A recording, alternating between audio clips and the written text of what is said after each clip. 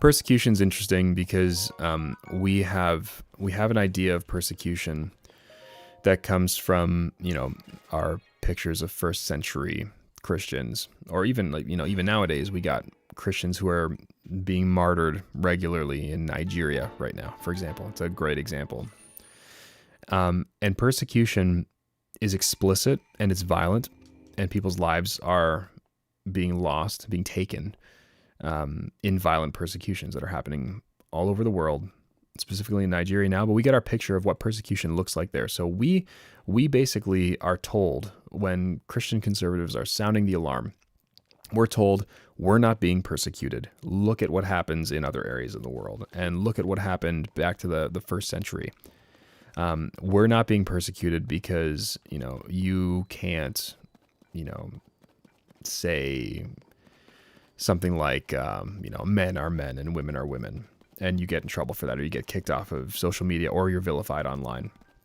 That's not persecution. And trust me, that happens all the time. That's happened to me. People have told me that, and I'm like, no, I get it. I'm not trying to equivocate between, persecution in Nigeria and someone saying mean things about me on the internet, or, someone getting banned on X or Instagram or whatever. They're not the same level of persecution.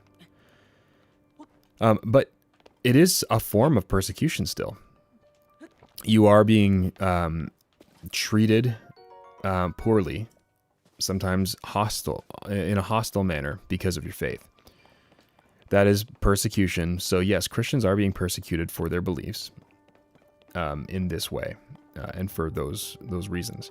They're not political reasons either. They are Christian reasons. My political theology doesn't come from my own philosophy or my own preferences, nor does my theology come from my political philosophy. That's an important distinction to make, I think. If you are engaged in politics in any way, you need to have this very clearly thought through. My political theology and my political opinions. My political opinions come from what I believe to be true about Scripture. They're not coming from my own preferences. They're not coming from pragmatics. They're not coming from, philosophy. I believe what I believe politically because of what I believe scripturally. That's an important distinction to make, because what a lot of people will do is they'll confuse the two, and they'll actually switch the order of that. They'll make the order of operations wrong, where they will start with their political philosophy and then move that into their theology. They will derive their theology from their politics. That's backwards, and that's a bad idea, because you will end up with, false movements, unhelpful movements that do become more nationalistic in an unhealthy way, where the focus isn't on God, the glory of God, and His morality. It's what's best for the state.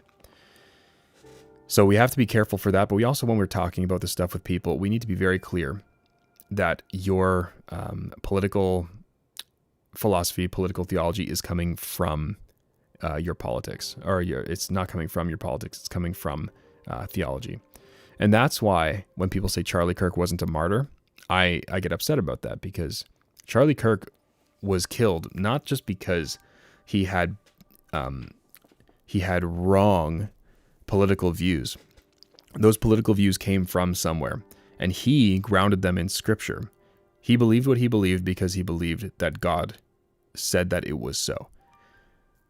And so if someone killed him because he would say that men are men and women are women, and you can't change between the two, and he derived that from his Christian beliefs, but he was just acting it out in a consistent manner in how he evangelized and how he debated, that means he was killed not just because of his politics, but because of the root of his politics, which is his theology.